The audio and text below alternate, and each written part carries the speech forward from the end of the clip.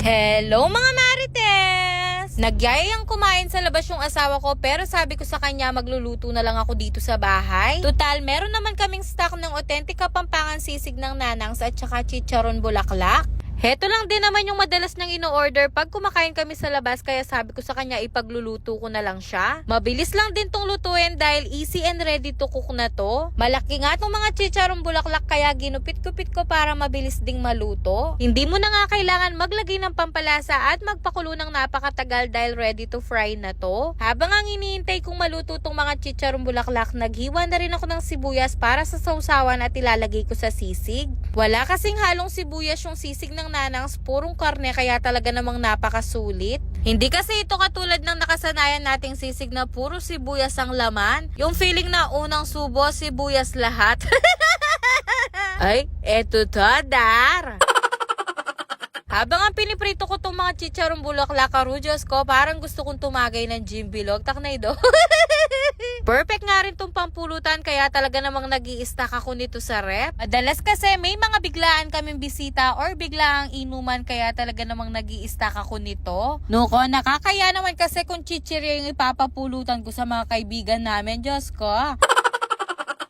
At least ito, anytime na maggutom kami or may mga biglaan kaming bisita, hindi na namin kailangan bumili sa labas. Alam nyo ba, simula natikman namin tong authentic Kapampangan pork sisig ng nanangs, talaga namang sobrang nagustuhan namin to. Napakasarap kasi nito at talaga namang legit Kapampangan dish. Lasang-lasa mo talaga yung smoky flavor at parang merong napakaraming atay ng sisig na to. Hindi pa purong taba at walang halong sibuyas. At kahit frozen goods ito, walang halong preservatives kaya safe na safe lalo na sa mga kids. At dahil nga walang halong sibuyas ito, ikaw na lang mag-a-add ng sibuyas na gusto mo. Grabe, habang linuluto ko to, talaga namang natatakam na ako sa amoy. Perfect nga rin tong ihain ngayong papalapit na Pasko at bagong taon. Less hassle pa to at makakatipid ka pa sa oras dahil hindi mo na kailangan maghihaw, magtadtad at magpakulo ng napakatagal. At kung wala pa kayong naiisip na lutuin or dalhin sa mga Christmas party nyo, subukan nyo tong mga produkto ni Nanangs. Madali lang din umorder dito dahil meron na to sa Shopee at Lazada.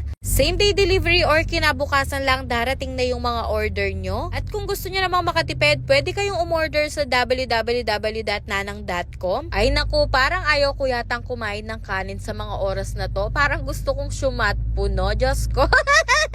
At least ito, masarap na at nakatipid pa kami at hindi na namin kailangan kumain pa sa labas. Bago ang lahat, kain po tayo mga Marites! Diyos ko, talaga namang literal na putok-batok. Kanya mana, Diyos ko. Malutong at talaga namang napakalambot. Authentic kamusta?